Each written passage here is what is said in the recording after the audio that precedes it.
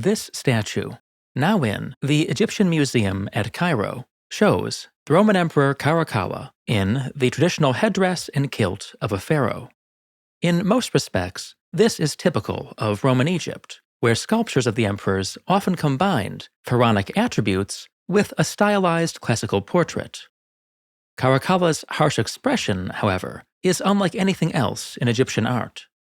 To understand why, and how Egyptians may have seen this portrait, some context will be helpful. Although every Roman emperor was a pharaoh, few actually saw Egypt. After Augustus, the next imperial visitor was Vespasian, who seized control of the grain supply during the civil war that brought him to power. Hadrian sailed up the Nile to Thebes, where his entourage left graffiti on the Colossus of Memnon. After this, there was a long hiatus. Caracalla's visit to Egypt in the winter of 215–16 was the first since his father's, half a generation before. He spent most of his time in Alexandria, where he tried cases and visited the tomb of his hero, Alexander the Great. His relations with the people of Alexandria, however, were less than cozy. Shortly after his arrival, apparently in reaction to the Alexandrians ridiculing him for the murder of his brother Geta, Caracalla unleashed his army on the city. If we can believe our sources, tens of thousands were massacred. Herodian claims that young men were formed into ranks, systematically cut down, and buried on the spot. It might be assumed that the statue of Caracalla in the Egyptian Museum, with its ferocious expression, was set up as a reminder of the emperor's wrath. This, however, almost certainly wasn't the case. Caracalla's portraits always looked like that. Previous emperors had chosen to portray themselves as Roman aristocrats, Greek intellectuals, or godlike commanders-in-chief. Caracalla, by contrast, had himself shown as a soldier on campaign, rough, tough, and determined. After visiting the tomb of Alexander, Caracalla began to imitate the conqueror's iconic head tilt.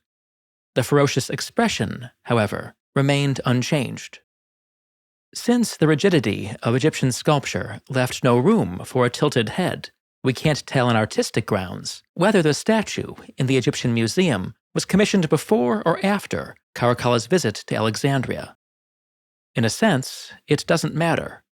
The statue was found in the precinct of a temple at Mendes, a city in the Nile Delta.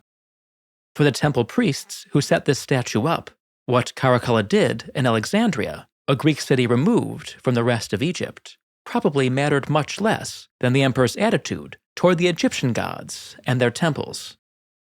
Caracalla was a devotee of the Egyptian god Serapis, whom he honored with a colossal temple in Rome and officially admitted into the Roman pantheon.